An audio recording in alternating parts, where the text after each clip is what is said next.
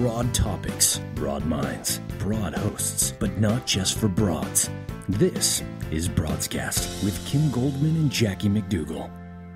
Good morning, Kim Goldman.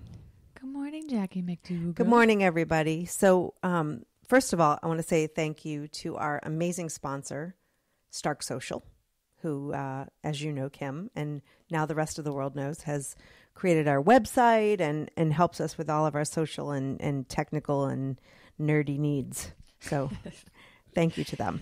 They like to geek out. They do. They're totally great at geeking out. So we have a really, really important show today. Of course, if you haven't heard about Lexi, the child at the center of a huge custody case between her foster family in Santa Clarita, California, which happens to be the home place of the headquarters, the birthplace of Broadscast in our studio. But she it has been determined a long time ago that she is 1/64th Indian, like percent or something, like 1.5%, and falls under the Indian. Choctaw Indian. She's yes. part of the Choctaw tribe. The Indian Child Welfare Act. Right. So what do you know about this case? Why don't you tell us a little bit? Oh, I love how you just did that. You like how I did that? Well, you know, it has garnered quite the attention across the country. It started out here small in, like as you said, Santa Clarita. There was this young girl. I think she's 5 or 6. She's 6, yep. 6 years old. She's been in the care of the Page family for the last 4 years. 4 years, since yes. She was 2. I think it was her 3rd foster placement. And the DCFS, Department of Child and Family Services, removed her from the home this past Monday to return her, or to place her, I should say, to the tribe in Utah. And the to distant relatives. That's yes, what they're distant saying. relatives. Yeah. She has a sibling, a half sibling, a sister that's part of that family, and so it picked up a lot of. How did you first see it? Because I saw it on Facebook. People. I first saw it. Yeah, that it was like, here's this family. This is what's happening. Their child, after 4 years, is being ripped from their home, and keep or even before that, they said it was a hashtag keep Lexi home. Little girl's name is Lexi. Yeah. And so they were trying to keep, there was a petition on change.org, I think, to try to petition right. DCFS to not, because they had gotten wind that DCFS was coming on a Sunday morning. And so I believe, family members or neighbors or church members started this petition, started this movement. Right. They started, standing out and picketing and, showing their support for this family. And it started to pick up a tremendous amount of attention and speed. And we were talking before we went on air, how quickly social media came to their aid to have people signing the petition. And, right. The family was speaking out. Right. And as people were coming together to sign this petition, DCFS did arrive at the house a couple days later, Monday. On Monday, yeah. and did remove her from the house. Yeah. And so there was a lot of video being shared. There were hundreds of people outside. So they were fighting this. So I just want to give a little clip of kind of what the mood was outside of the house here. I love you. You know right now, you're violating the law. She's a foster child. I love you, Lexi. Can you tell us why you're taking her? They fought for you, Lexi. They fought for you, Lexi. They fought for you. How are you doing that? Fought for you, Lexi. They're fighting Lexi. They want you, Lexi. They want you. They love you. They want you. They love you, honey. Page family loves you. They want you, Lexi. Page family loves you. It's these people. You will never be forgotten. It's the county that's doing this, baby. Lexi, I love you. Lexi, I love you. So I think it's important to note, and this is, the media, as per usual, sometimes is overly dramatic. They were talking about how, she was being ripped from her family, that she was screaming, and we watched the video, and it doesn't take away how important and how traumatic it was. The screaming was the sister. Right. Well, let's go back to when you first saw this.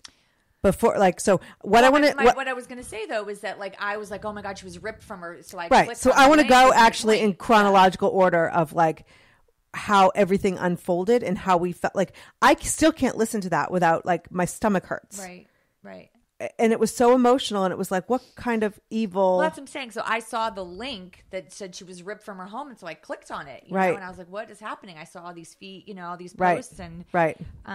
you know, it was dramatic. I mean, Sam, my son, was in the house like, "Mom, what are you listening to?" And I was telling him this poor girl was, you know, taken from her family. I mean, I really had no idea what was it happening. sounds because- like an abduction. Yeah, absolutely. And I think, you know, it was very traumatic. You know, the media was all over the place, shoving cameras, you know, in their faces, and they recorded everything. DCFS was at the door talking to the father. If you watch the video, it's a very long video. And you can hear people in the background screaming, and those were neighbors. You know, and the dad carried, you know, his foster daughter out of the house. She was clinging to him and put him in. I mean, it was horrible. It was horrible to watch. It was horrible. But what was interesting to me is I really didn't know anything about that case at that point. I really was like, oh my gosh, this girl was snatched in the middle of the night. I mean, that was the way. It's the power of social media, and it's the power of when we have an opportunity as human beings on social media to present our story. You know, our story. So let's hear a little bit more before we get into the other side. But let's hear a little bit more from Rusty Page, the foster father, who they made a statement that very same day. This is just a clip of that. Our family is so incredibly devastated. Our hearts are broken, and we are trying to make sense of everything that has happened with our 3 other children who witnessed their sister Lexi forcefully ripped away from our family by strangers. But no one could possibly be more devastated than our 6-year-old daughter, who found herself restrained in a car and driven away to go and live in a foreign place, hundreds of miles from her family, friends, teachers, home, and life. The trauma and the terror that our daughter has been put through is unforgivable. It is life-changing tragedy that will scar Lexi and all of our family forever. None of this had to happen. This was an abuse of power by LA County DCFS, the Choctaw Nation, and Children's Law Center. Our daughter is just one of many victims of the Indian Child Welfare Act, a horrific law that the U.S. government continues time and time again to give absolute power to tribal leaders who judiciously abduct children at will. So at this point on Monday, I'm like, what is happening in our world that people can abduct children? Right. Like I was devastated for this family, and I still am. I mean, it's devastating. But later on, as things do, things began to unfold, and it became less one-sided. We did reach out to Rusty Page to be on the show, and he said that at this point they're under gag order. Yeah. But he does go on to say, educate yourself at sites like goldwaterinstitute.org.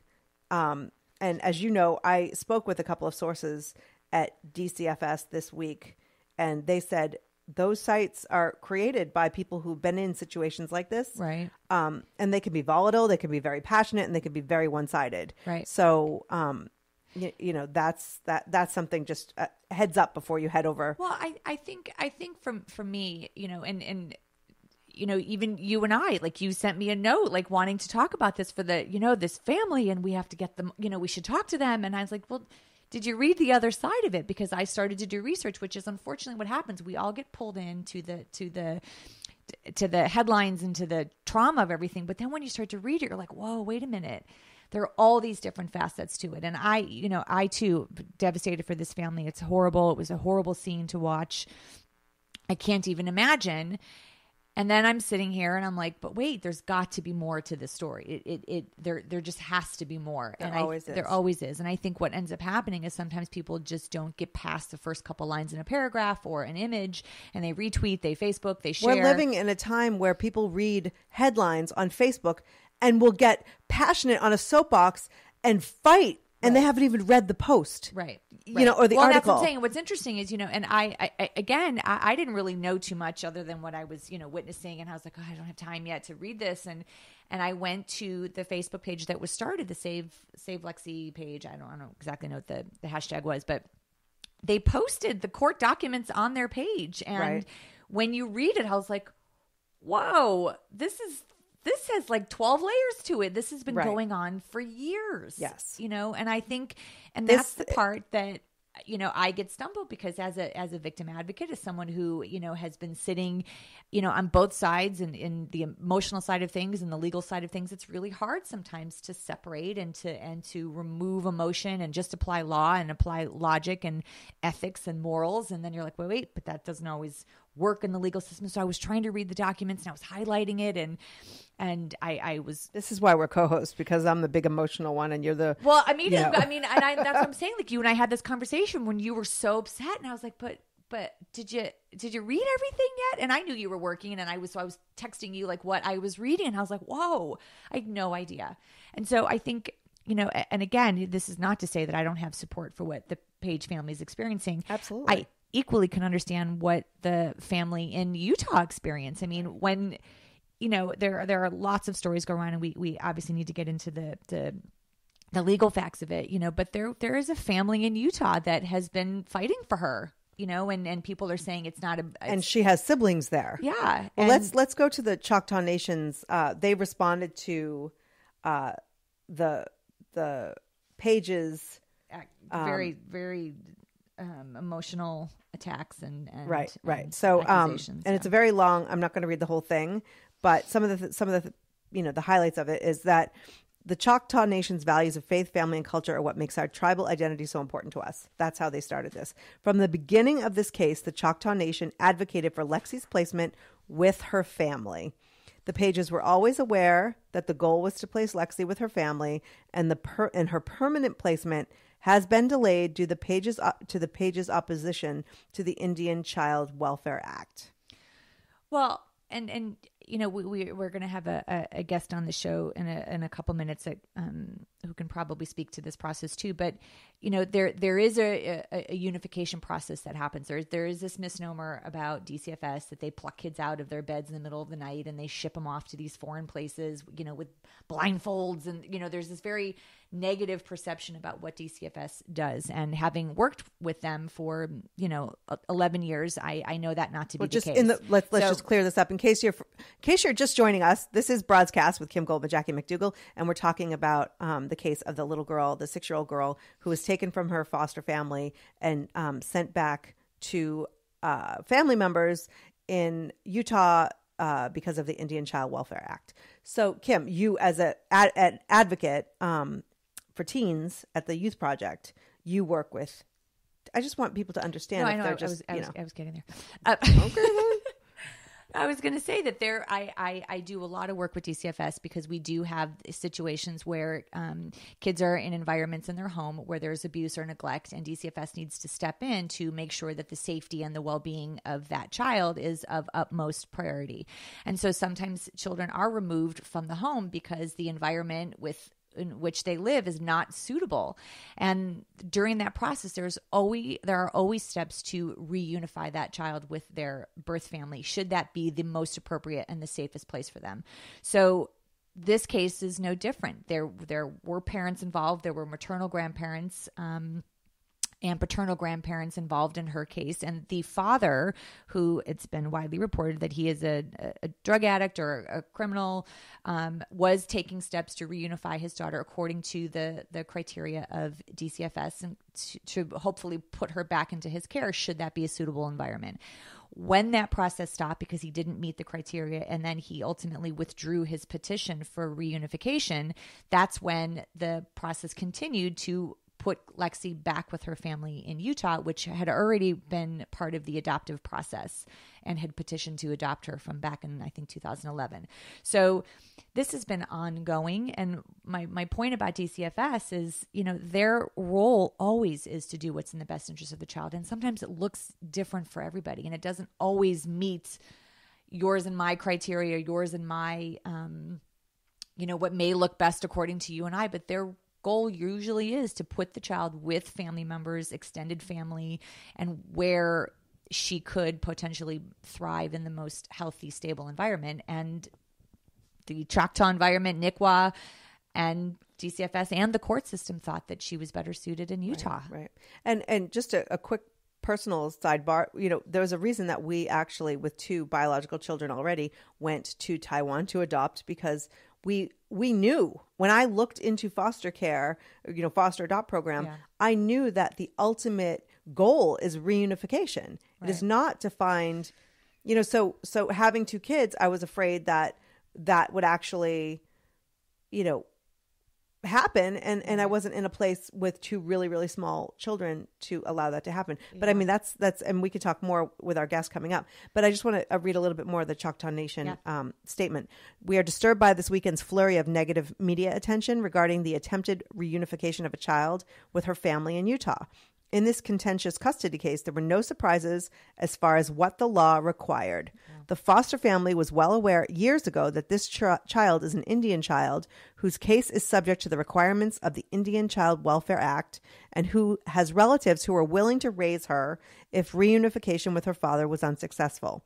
In fact, the only surprising turn of events is the lengths the foster family has gone to, under the advice of an attorney with a long history of trying to overturn ICWA. Oh, I didn't know that. To drag out litigation as long as possible, creating instability for the child in question. That the foster family now argues bonding and attachment should supersede all else, despite the testimony of those closest to her case, seems like a long-term, calculated legal strategy based on the simple fact that the law was always clear, they understood it, but just chose not to abide by it.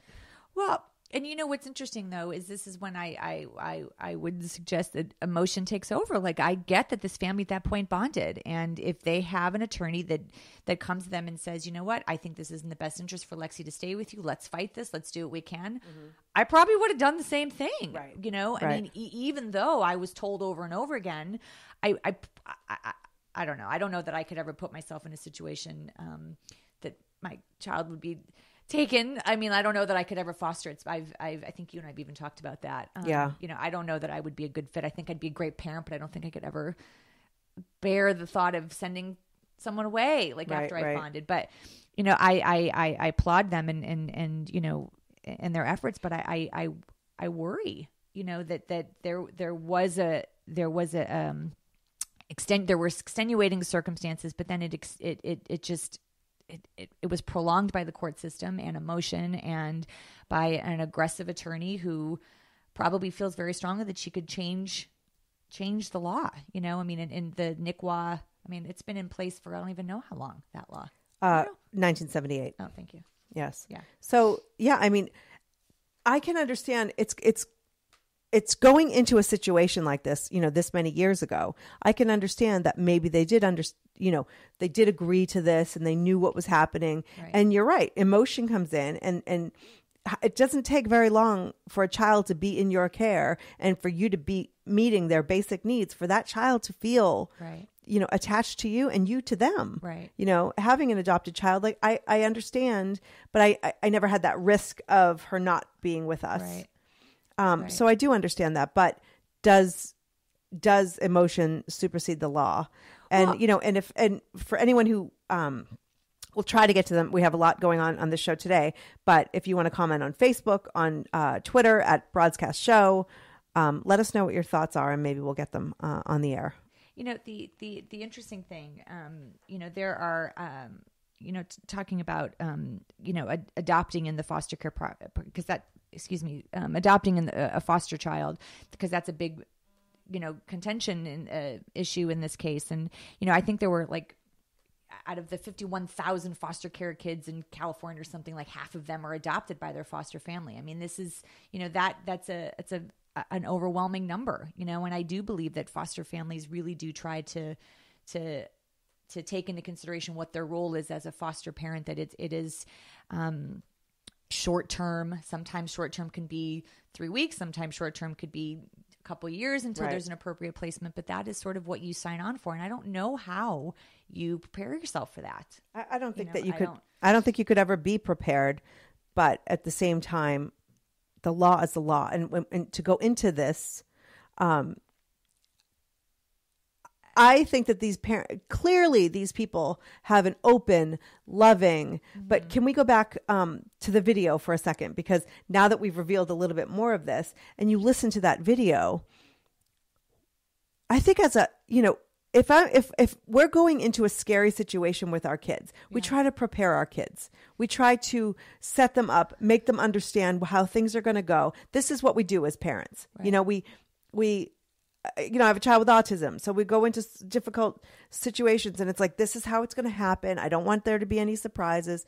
So for this child to be removed from the house and to have these neighbors and to parade sort of the siblings out there and to be screaming at her, I love you, I love you, I love you, these other people saying, your parents fought for you. These people who you were now with, and by the way, the father and strapping her down and restraining her in a car. Well, every child is restrained in a car. I hope. Yeah. No, I mean, I understand the emotion. I understand all that, but I don't think that was the best parenting move. Yeah. It feels like that moment could be just as traumatic. Yeah. Maybe it was, this is happening and this has been happening for how many years? And based on reports, this girl has gone to their home. Yeah, she has siblings in that home. And they've had Skype visits with the family in Utah. And the Page family was part of the transition process. They all submitted documentation as to how they were going to support Lexi in her transition back to Utah. I mean, this has been an ongoing process. So what was that? That breaks my heart more than that. Just that they would put this 6-year-old and then they'll start screaming over her and these neighbors or friends and that feels just as traumatic as the need to move homes. Yeah, yeah. That you're pretty much telling her that the people you are going to have kidnapped you. I will say, as being someone that has been stuck in a situation similar to that, when you have people crowding around, people that are advocating on your behalf that don't always have your best interest in mind. And we're not talking about, what people know you for. I mean, you've had a lot. So truly, when you have, tons of cameras and there's lots of emotion, there's lots going on and people are shouting at you. I mean, it can be very scary. It can be very overwhelming. Your heart is racing. It is not a normal situation. In my brain, yes, there could have been another alternative way, but they had DCFS standing at the door. They were recording it. They have to document. I mean, there are lots of ways that this could have been handled in a more, nurturing, responsible. Yeah. And that part, was horrible to watch. But sometimes, people, like you said, the emotions get the best of them. And it was really hard to have the neighbors screaming and pounding on the window. I was shuddering for this poor little girl that was probably totally freaked out, sitting in the car, and and you hope that the family prepared her as much as they could before she got in the car. And I don't know what those conversations were. And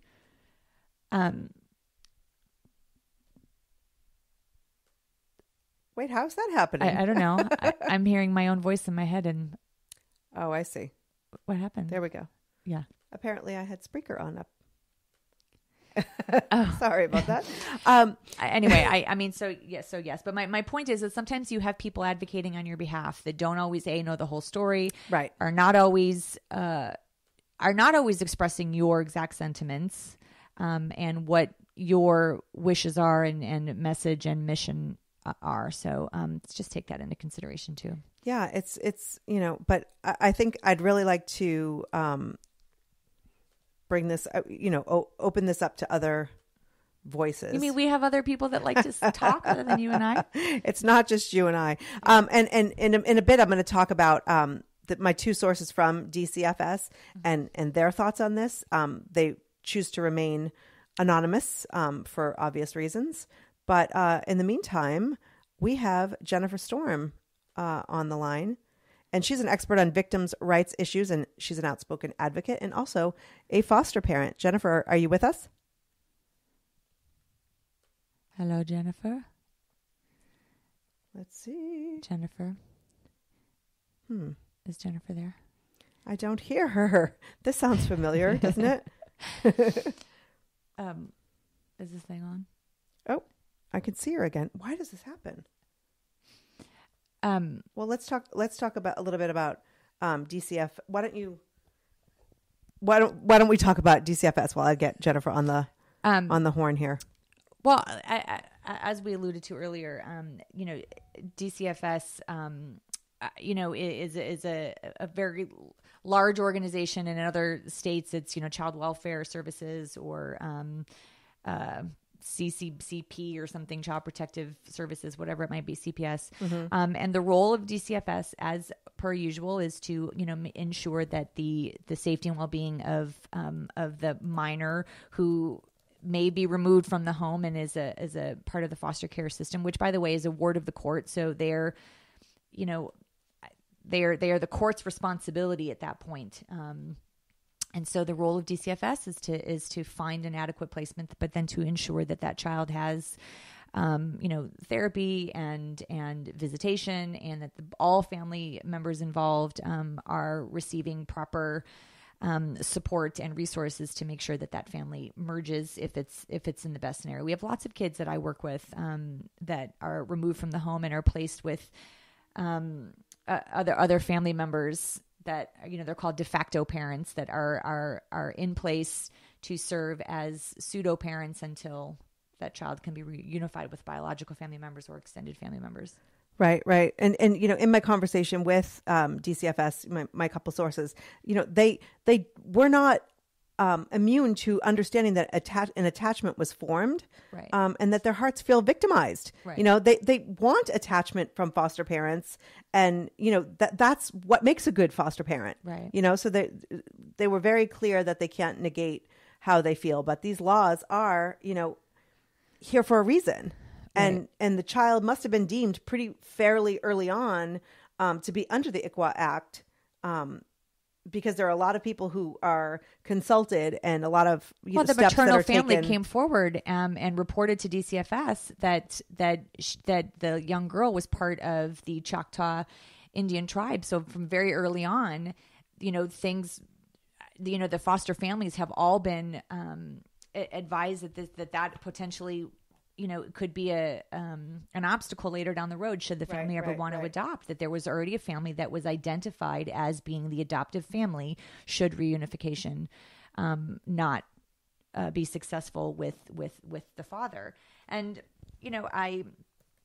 DCFS has to make very difficult decisions, and it is difficult to watch.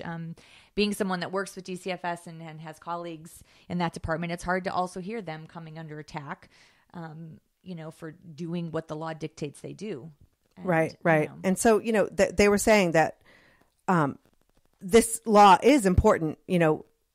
There have been issues in the past where children have been pulled away from their tribes, and so there was obviously every law happens for a reason, right. And so let me see what some of the other things that they said. Like, they think it was a mistake of the protesters and of the family to have these protesters, because it creates more drama for this child that right. shouldn't necessarily be there. We have Jennifer on the line. Jennifer. Hello. Sorry about that. I'm not sure what was going on there. Yeah, I know. Skype and I apparently aren't very good friends. So thank you so much for joining us. Absolutely. So it's interesting for you to come from not only the victim's advocate side, but also a foster parent. So what are your thoughts on this case? Yeah. It's a heartbreaking case. Absolutely. And I definitely understand the outcry, because a lot of people are just, like you guys had spoke about earlier, the video, people are seeing these images and they're seeing the video, and of course your heart goes out to this foster family, and it goes out to this little girl. But I kind of agree that, listen, as a foster parent, I know first and foremost that my role is temporary. It could be permanent, it could be long-term, but it's a case-by-case, day-by-day process as a foster mom. I mean, I've had 7 children in my home. And, right now we have 2, and the one is, looks like it's going to be long-term, and the other one might be, might not be. But I know as a foster parent that at any point, that somebody could, a family member could pop up and say, hey, we didn't know what was happening. We would like to, start to engage the child and potentially have custody. And I have to accept that because I didn't give birth to these children. So I think it's really challenging because a lot of people don't understand the foster care system. And if you don't understand all the nuances, there truly aren't a tremendous amount of rights that foster parents have. I'm actually really surprised the courts have entertained this foster family as much as they have. Now, obviously, what I've read about this is, that clearly that it appears that this family was identified in Utah pretty early on. Right. There's been communication, there have been visits, there have been Skype calls. So it's, but then when I read the foster parents' kind of language, I'm hearing strangers, that this child's going to a home that she doesn't know. And I'm thinking, well, that doesn't make a lot of sense. So I think the language being used here is troubling because I think it's inciting this outcry that, I don't know. I know as a foster parent that when there is an identified resource for the family or for the child with a family, we're told about that right away. And it's incumbent upon us to make sure that the child understands, that the child is safe, they're informed, right? I mean, every foster child that we've had, we've made sure to constantly engage the parents if they were still involved, right? If reunification was a part, we send photos daily, we send videos, we talk to our foster children about their parents in a positive way, like referencing mommy and daddy to try to maintain that connection because we understand that reunification is the primary goal. So, Kim, I think I heard you talking about like that preparation, like, were they preparing Lexi for this? Were they doing right by her, or was this just kind of, lights, camera, action, and try to get, some outpouring of support? So Jennifer, go back for a second. How do you prepare? I mean, how does the foster care system, does the state, I know you're on the East Coast, do you have trainings? I mean, how do they prepare you? Because I know you personally, and I know you to be, full of love, and you're an advocate for victims and survivors. And like, how do you prepare yourself to be in a role that is very temporary, that you are, expected to provide this love and support and protection for this child? And then, like you said, know that it's temporary. How do you prepare yourself, or how does the state help you prepare for that? Sure. So there is a ton of training to become a foster parent. I think we were required to do at least 40 hours initially, and then there are ongoing classes that we have to attend, and they cover all of these topics, right? They cover reunification, they cover how to prepare yourself, they cover emotional issues and victimization issues. So you really do get a ton of training, and that training is always with other foster parents. So you also then have this support system. Huh. We have a program that we work with that specifically works with us as foster parents, and then we interact with children and youth. And I believe that that's pretty much traditionally how it's done throughout the country. So we do get a ton of training, and we have, like, I have a Family United worker that I can call at any hour of the day. If I'm really struggling, she's always there. She's kind of like my advocate, which is nice. Right. But, I think as a victim advocate and as a child survivor of sexual assault myself, when I ran a direct service organization, we had a PFA clinic, protection from abuse clinic, and so all these children would oftentimes come in, and oftentimes the stories were just horrendous, as you know. Yeah. And I always remember thinking, if I can just hug this kid, if I can, whatever hours that I have this child in my care, I'm going to love them as much as I can, and then I'm just going to have to let them go and hope and pray that when they leave my office, they're okay. And so I always knew I wanted to be a foster parent, but at the local level, it would have been a conflict for me. So when I moved into my position at the state level, that's when my wife and I kind of sat down and said, okay, let's do this. And we both have the same philosophy. If we can provide a safe haven for a child, oftentimes these kids are coming in, they're abused, they're neglected, they're traumatized in some way.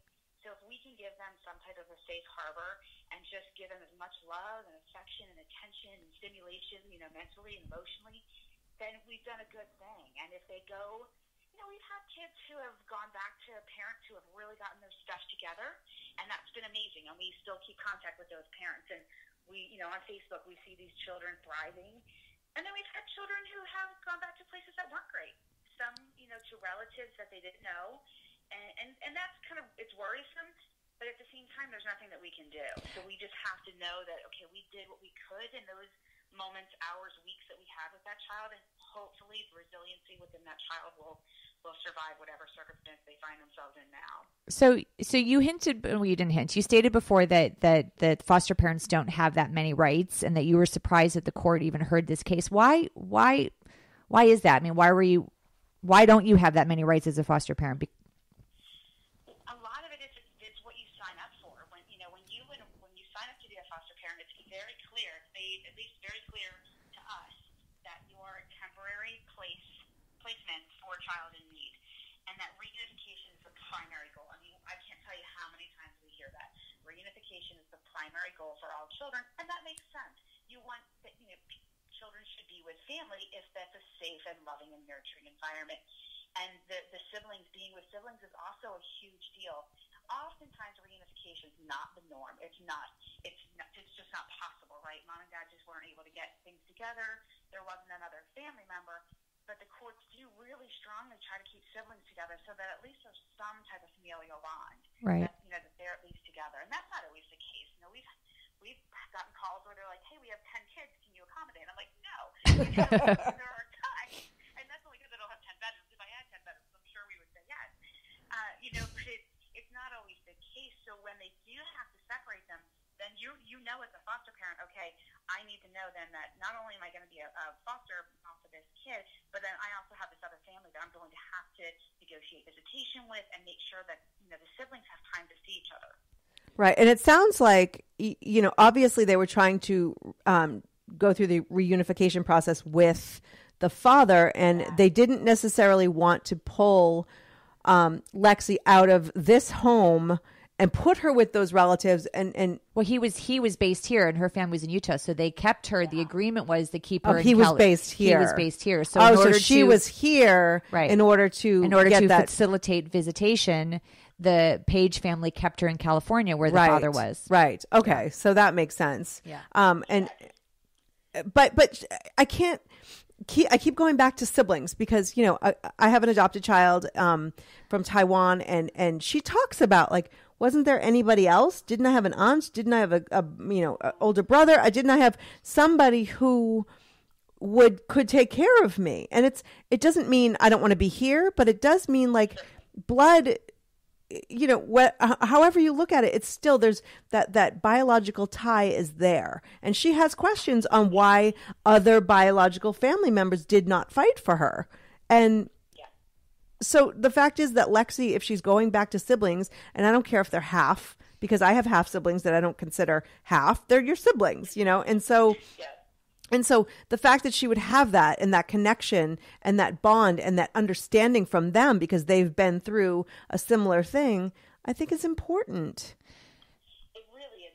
And like you said, all children want to know where they come from, and all children want to know who their family is, right? Like, well, who did I get this from? And this, personality characteristic, where did I get that from? And I'm sure, all parents who have children non-traditionally, go through that time where it's, okay, when do you tell the child and how do you have the conversation? But I think if there are known siblings and there are known family, that you should be engaging them because it's so important for that child. And so I think in this case, that's where the courts were saying, well, wait a minute, there's this family, and while they're not the Indian tribe, there's this family here and there's a sibling here, that's really the right place. The time that it took is what's really disturbing because, small children do bond quickly. And they, so when you're in a foster home as a small child, you bond to that family quickly, and they become mom and dad, right? Right. I mean, that's just, those are your caregivers, that's your safe home, that's what you know, it's what you understand. And so the fact that this took 4 years, right? It is, it's really challenging because that little girl really did bond with this foster parent, this family. I'm sure she considers them her parents, and those other children in the home are, in her mind, her siblings as well. So that's where, I wish the court system would have been able to speed this up or change something in some way. We know a lot of other friends in this area that are foster parents, and they've gone through what's called interstate compact. So that's what happens when, if you have a child, so I'm in the state of Pennsylvania, if a resource is found in the state of Maryland, they have to do this formal interstate compact process, and it can take up to 6 months. Wow. And even 6 months, sometimes is a long time. Too long, I think, for a child to not be, if that's going to be their permanent home, they should be, we should be able to get them to that permanent home as soon as possible, especially when they're young and they're bonding. So Jennifer, what do you say to people? Because, you know, I love to, I'm a comment reader. So I read all these posts and then I see all the feedback that people are giving in their comment section. And there are a lot of people that saying, screw the law, abandon the law doesn't have a place here. The government's taking over and, you know, it's all about motion. And so someone who works in the state office and, you know, I know you walk both lines, you know, being an advocate, but then also, you know, being part of the system. How do you respond to people that say you should just abandon the law for the sake of emotions or like something that might be more ethical more than legal? Well, I mean, obviously I wouldn't advocate abandoning the law for the sake of emotions, right? Because emotions are temporary.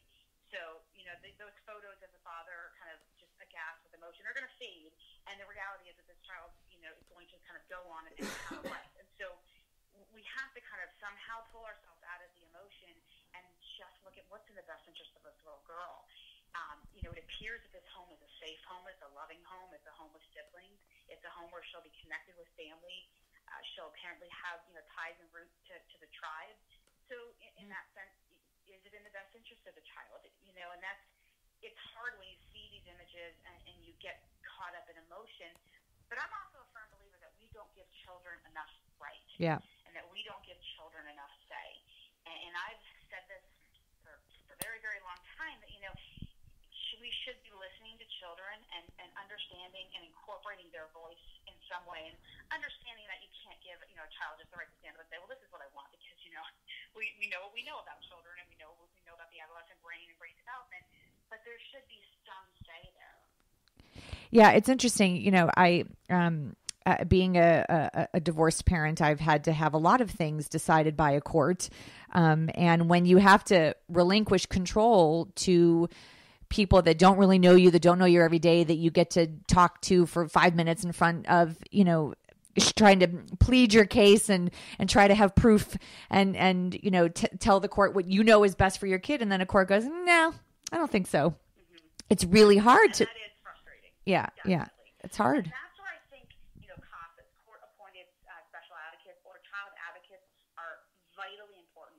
And every single courtroom dealing with dependency or delinquency issues, if there's a child involved, there should be an independent victim advocate or child advocate with that child, solely there for the purpose of the child.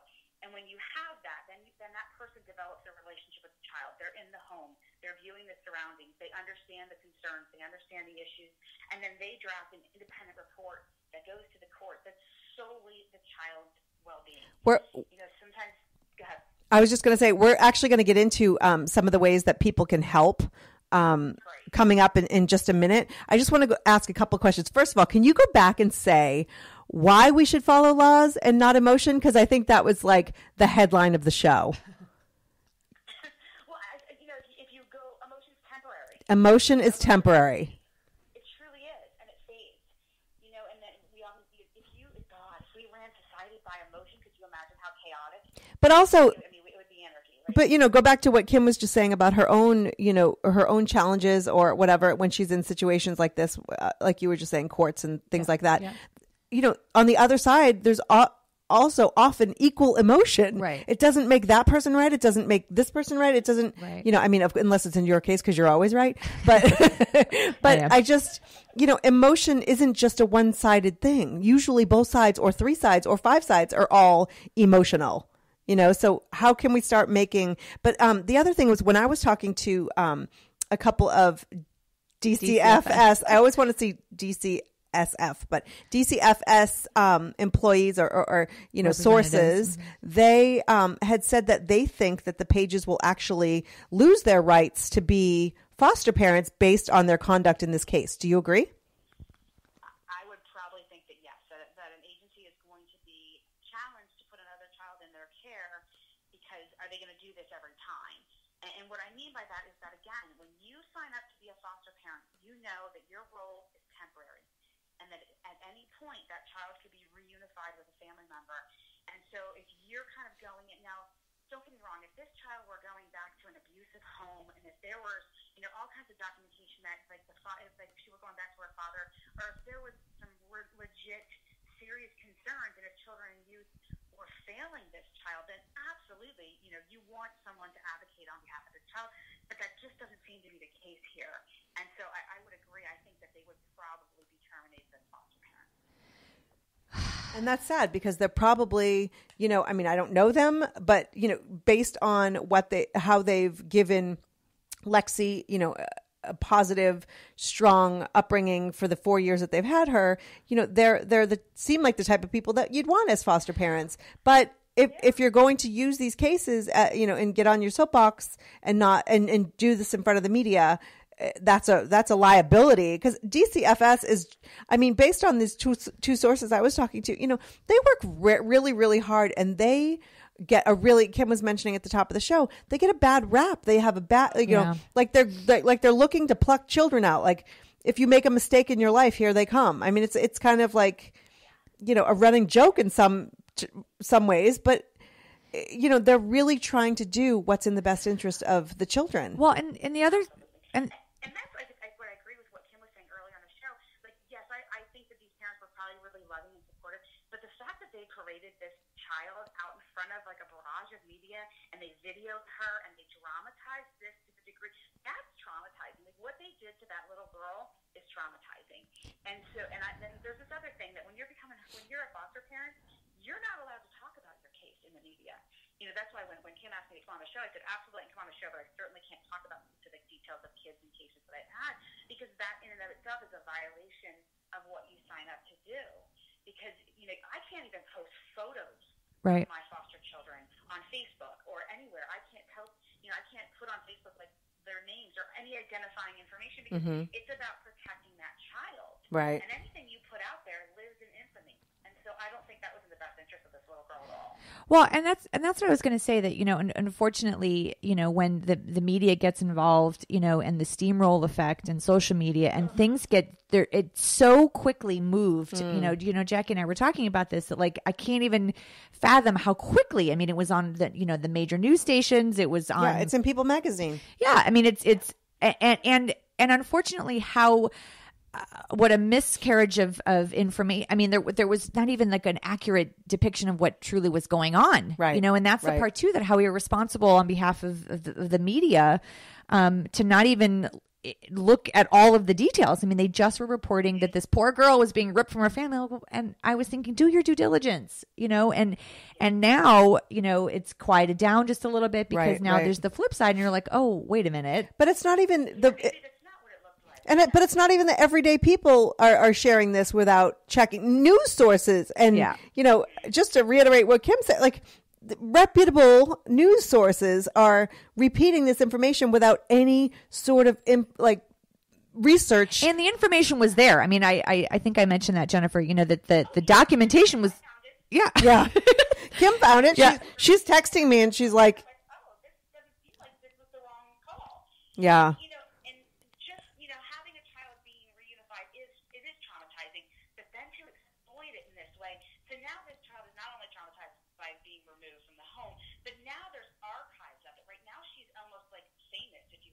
It's at 15 minutes, right? But so it's going to live in infamy online forever. That she's going to be able to go, online and look at all this and look at the trauma played out. And I think that was just, we talk about re-victimization, Ken, and you know this, right? Yeah. That the things that we do for children, the things that we do for our clients is so important. And when we use the media, we have to be so careful, because it can be re-traumatizing for victims and for obviously in this case for this child. Right. So what do you, bringing up the media, I mean, what do you say to members of the media in cases like this? I mean, you're out there trying to do right by victims and survivors and, purport the law as accurately as you can. What do you say to media when they're covering stories like this, how they should be covering them? There's a lot of things you can do, right? You can put the right story out there, which you've done so beautifully in the past couple weeks with what you've had to, endure with this TV show. So you put the right story out there. You put people, if the actual victims themselves are not comfortable with media, then you put advocates on the media. You do editorial roundtables, sit down with your local media, talk with them about these cases, inform them, empower them. And that's not going to always stop the sensationalistic, click getters that just want to have like this, sensationalized tagline so that their website gets hit. But for the most part, your good journalists, the ones that are going to want to come back to you and work with you, are going to pay attention and they're going to work with you. Right. And before we go, which we only have about 10 minutes left, there's a post that's stuck in, it's from October of 2010 on Rage Against the Minivan, which is written by Kristen Howerton, who's a parent of 4, 2 through biology and 2 through adoption. And she wrote this post that has stuck in my head that all these years, what you can do if you're not in a position to be a foster parent or, adopt a child, there are things that you can do. And you mentioned, become a CASA worker, which is a court-appointed special advocate. They're volunteers who work, act as a voice in court for abused and neglected children. Can you tell us a little bit how one would become that? Certainly. You can just do a Google search in your area. Most states have some sort of CASA programs. Now, some are funded better than others, and some are stronger depending upon the county that you're living in. But just go on and look at the resources in your county. Call your children and youth agency. They're certainly going to know who the players are in that county to see if there is one. And if not, there's a national CASA organization. You can start a CASA. They're usually volunteers, so you're not a paid staff person. They're volunteers who come into the courts. They spend time with these children. They write up their reports. The reports are independent. And again, it's truly the voice of the child. And April is Child Abuse Prevention Month. And so every year what I do a pajama drive for foster children. Because what most people don't understand is when kids come into care, they come in usually with nothing. With nothing. Right? Sometimes they have the clothes on their back. Sometimes, I've gotten kids in the middle of the night in soggy diapers and nothing else. Yeah. So I do a pajama drive, and it's a national thing for foster parents. You can donate books to a foster agency, donate pajamas, donate suitcases. I can't tell you how many kids have come to me with trash bags. And what does that say to that kid? Right. So there's so much that you can do to be a part of a solution and help kids, without really stepping into the foster care system or, having to kind of go all in. Well, Kristen even writes, that you can actually volunteer. You can call your local DCFS and ask how you can help, because a lot of they're trying to reunify some of these kids with families, but they have inadequate provisions like cribs, diapers, formula, and all that. So Absolutely. You could actually volunteer to purchase and provide some of this stuff that would actually get these kids back together with their families sooner. Absolutely. Because here's the thing. These children and youth is government funded. And as we all know, there's not enough money. They're underpaid, they're overworked, and they don't have the resources. Car seats are a huge need for children and youth agencies transporting children back and forth. So any little thing that you can do helps. And even I just want to go over a couple. You seem so knowledgeable that I want to keep you on the line when I go through some of these. But also, you don't have to become a full-time foster parent. You can actually become a respite care provider to give a foster parent some. Can you tell us a little about that? Yes. So a respite care is really where you say, okay, I'm not really wanting to kind of place a child permanently in my home, but I'm willing to give other foster parents a break, because it is challenging. Oftentimes families have multiple children because there are so many families with siblings that are in need. And sometimes they just need a night to go to the movies, right? Or just have a full night's sleep. And so if you're a respite worker, you kind of go through the same training as a foster parent, but you just find that to say every now and then on a weekend or a weeknight, I'm willing to give a couple hours or a couple days to give a family a break. It's a beautiful gift that you can give a family. And so, There are also local group homes. See, I was actually met a woman yesterday who lives in my area who works at a group home, and I didn't even realize that there were so many in my community, or that there are any in my community. So I assume that there are group homes in all communities. And you could tutor students there, or you could make visits and kind of check in on them. Where would one find group homes? So group homes, again, your children and youth is going to be your best contact. To let you know what resources are in your counties. And the sad thing about group homes is that oftentimes they're there because these kids are teenagers, right? You're talking about older adolescents and teen children who are the hardest to place. Yeah. And so any resources and any type of mentoring, just empowerment that these young people can have is so important, because oftentimes they don't have that in their lives. I'll be the first to admit, I was always petrified of a teenager. I'm like, when they're taking a teenager, I want a baby, they're cute, they're cuddly. And we have a 17-year-old, and she's been the biggest blessing in our lives. Yeah. I sit on a committee with other advocates and youth agencies out in our area, and transitional age youth is the hardest. It's the most underserved population of kids that are in between, being able to have services from DCFS, or, they're just the most under, I guess underserved is the best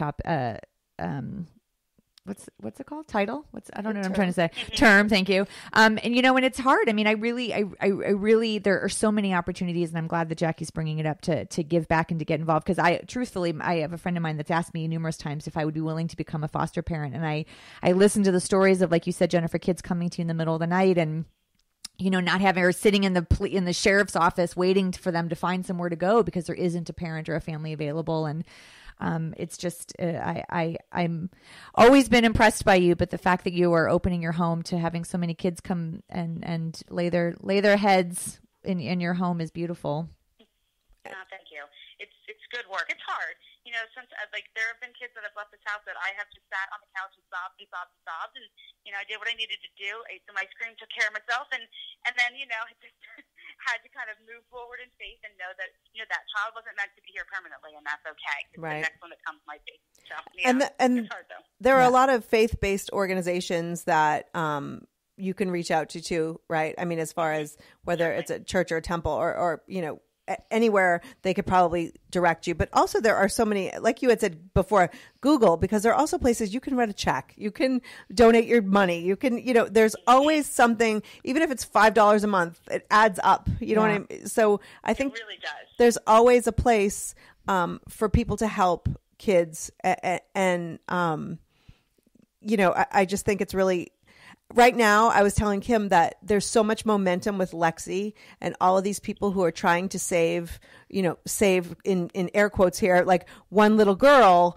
But I think that we really need to capitalize on this momentum and save more children and save, help all of the kids that are out there in any way we can. And if this case, if these parents brought this case to the media and we can really educate and open some minds to some of the other kids that are out there who need help, and even the kids who are aging out of the system, right, who just need a friend or somebody to believe in them, then we've done our job. That maybe this isn't all for nothing. And we really appreciate not only your advocacy, but your experience and opening our hearts and our minds to what's really going on.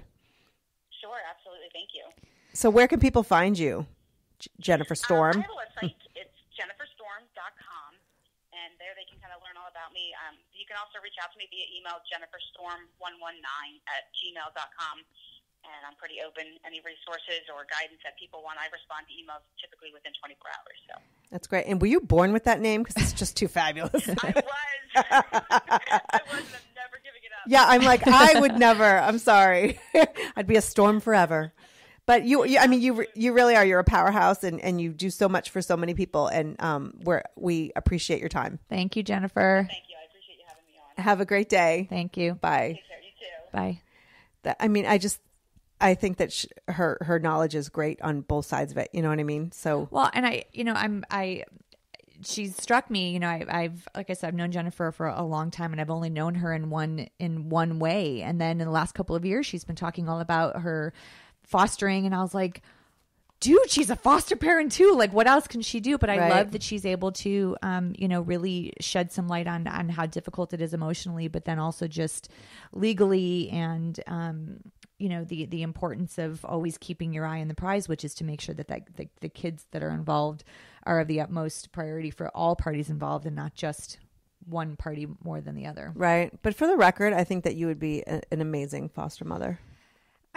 Listen, in the job that I do, I sort of feel like that's kind of where we're doing. And we talk a lot. I presently work with this kid, that I want to take him home, but I just, it's hard. For you to be able to do what you do, you need to create those boundaries so that way you can go home and live your life and come back and be that. Because what you do is so important for these kids that hopefully you can prevent some of them from entering. Right. And I guess, in some ways I feel like I am an extension of that process, but foster care,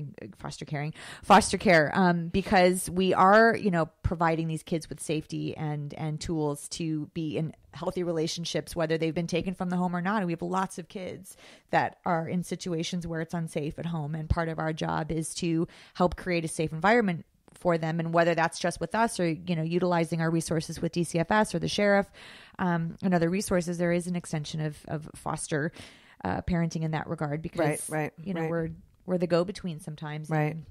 Well, what you do is really important, and thanks to Jennifer Storm and DCFS, and I'm saying it correctly. I think that the show, you know, we may have talked about going into the show for one reason, but I think that being able to discuss all sides of it, it has been educational. And there's a great website that I found called adoptuskids.org. Yes. Yeah, which has a tremendous amount of information of how you can get involved in your neighborhoods and about adopting and foster care. So, all right. Well, that's it for us this week.